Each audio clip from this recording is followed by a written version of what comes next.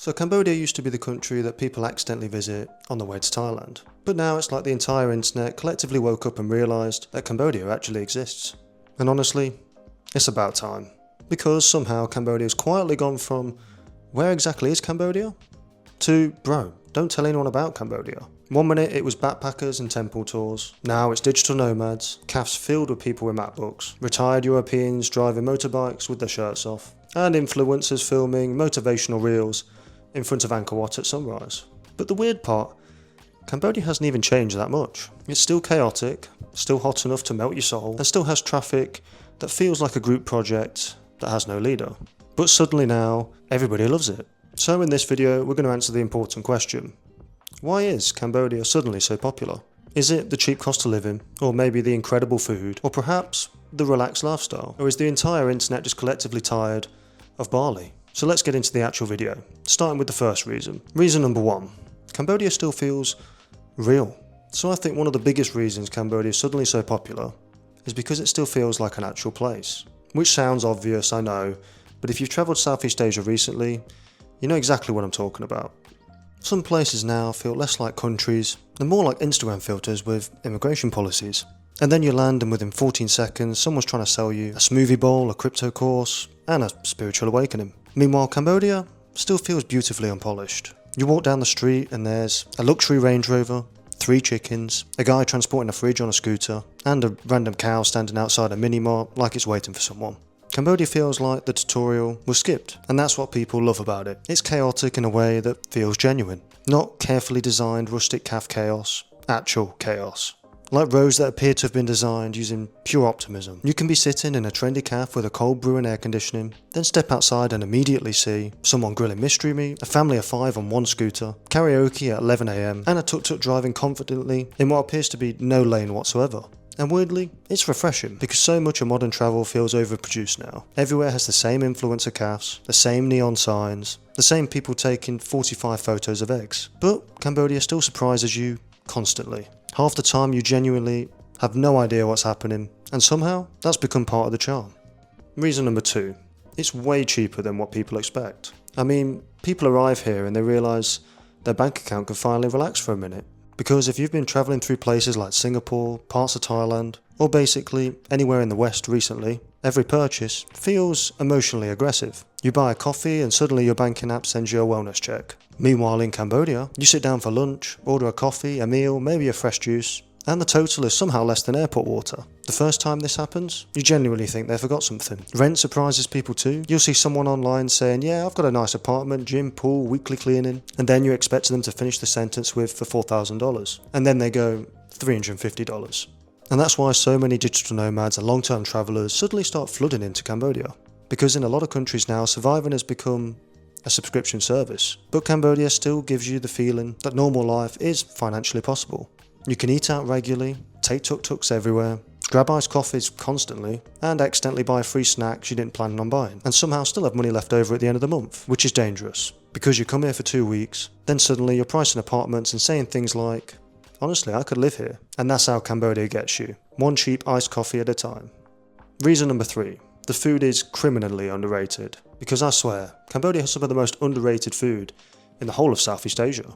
Because everybody talks about Thai food, everyone else talks about Vietnamese food. Meanwhile, Cambodia is just quietly sitting there like, yeah, we also cook incredibly well as well. And that's another dangerous part.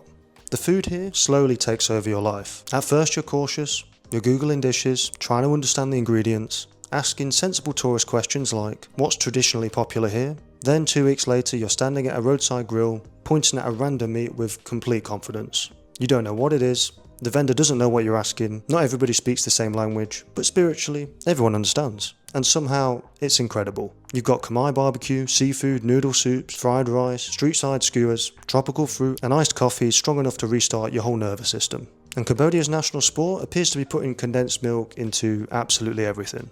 Coffee, condensed milk. Dessert, more condensed milk. And engine repairs, probably condensed milk. And honestly, it works. The best part is the street food culture feels so alive. And eventually you stop trying to fully understand what you're actually eating, because once the food is good enough, your standards change completely. You go from what is this exactly, to you know what, keep it coming. Now on to reason number 4. The internet has discovered Angkor Wat again, and social media absolutely loves this place. And I think that might be because Angkor Wat is one of those rare locations that looks fake even when you're standing in front of it. Every sunrise photo looks like it was generated by AI. You've got ancient temples, jungle trees growing through ruins, giant stone faces, dramatic lighting, and monks walking around in orange robes. It's basically Instagram bait created by an ancient civilization. And once drone footage became popular, Cambodia was finished. Because now every travel content creator arrives with a drone, cinematic music, and the exact same thumbnail face. You know the one. That's the funniest part about Angkor Wat. Most influencers talk about it like they've discovered a hidden secret. But this place has been world famous for like what, 900 years? You're not uncovering a lost civilization, there's literally a ticket booth and a cafe nearby. But to be fair, the hype exists for a reason. Even people who aren't into temples usually end up impressed. Because Angkor Wat doesn't just feel old, it feels mythical. You walk around thinking, how did people even build this? And once clips of Cambodia started blowing up on TikTok, YouTube Shorts, Instagram Reels, more people started realising, oh wait, Cambodia actually looks incredible. And that's when the tourism boom really kicked into another gear. Reason number 5. Cambodia feels relaxed when compared to everywhere else, because it's not organised, it's not efficient, and it's definitely not predictable. But it is very relaxed, that's for sure. And after spending time in places where everyone's stressed, rushing, and aggressively checking emails during breakfast, Cambodia feels like your nervous system finally gets a day off. Life just moves slower here. People sit around drinking iced coffees for hours, shops randomly close because somebody felt like taking a nap, and entire afternoons disappear into hammocks. And honestly, I respect it. In a lot of countries, life feels like a constant competition, but in Cambodia, sometimes it feels like everyone are collectively agreed, we'll deal with this later. You'll notice it immediately in the traffic. Technically, there are road rules, but really, they're just suggestions. And somehow, it all still works. Cambodia runs on vibes, momentum, and mild optimism. And weirdly, that energy becomes addictive, because after a while you start relaxing too. You stop checking the time constantly, you stop panicking if things are 5 minutes late, and you accept that sometimes the Wi-Fi disappears for probably spiritual reasons. And the funny thing is, people come to Cambodia expecting adventure, but a lot of them end up staying because of the lifestyle. Because despite the noise, the chaos, the random karaoke, and the occasional power cuts, life here can feel surprisingly peaceful. And finally, reason number 6, the chaos here is weirdly addictive, because logically, Cambodia should be stressful, and yes, sometimes it is. Crossing the roads feels less like traffic management and more like a social experiment. At first, you stand on the side of the street waiting for a safe gap. Then you slowly realise, oh, there are no gaps.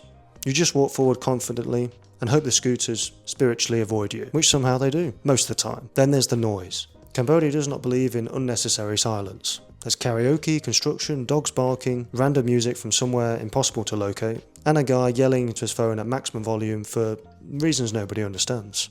And sometimes all at once. Plus you'll be lying in bed at midnight hearing a rooster, power tools, distant karaoke, and a tuk-tuk horn performing what sounds like its own musical. And yet, after a while, your brain adapts. The chaos stops feeling stressful and starts feeling alive. That's the weird magic of Cambodia, because in a lot of modern cities, everything is controlled, polished, and predictable. But Cambodia constantly reminds you that real life is messy. Things break, plans change, the Wi-Fi disappears, and the electricity occasionally takes a tactical time out. And somehow, people just carry on. That's a kind of flexibility here that becomes strangely addictive. You stop expecting perfection, you stop needing everything to go exactly to plan, and weirdly, that makes life feel lighter.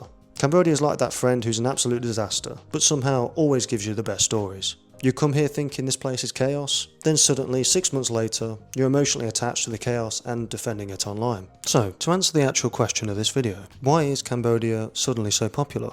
Honestly, I think because people are tired of places that feel fake. Cambodia still feels unpredictable, it still feels human, it still feels like an adventure. It's not the cleanest country, it's not the most organised, and there will absolutely be moments where you question what is happening around you, usually while avoiding 5 scooters and hearing karaoke at all hours of the day and the night. But that's also exactly why people love it, because Cambodia gives you stories. It gives you the random moments, unexpected conversations, night markets, sunsets, chaos, cheap iced coffee, and the strange feeling that life doesn't need to be perfectly planned all the time. You come here expecting temples and tuk-tuks, then suddenly you're emotionally attached to a local cafe, arguing about the best night market, and considering extending your visa for just 1 more month, which is usually the beginning of the problem. And that's the thing about Cambodia. People rarely just visit, they somehow end up staying far longer than they initially expected. But that's it for today's video. If you enjoyed, make sure to leave a like, and as always, I'll see you guys in the next video.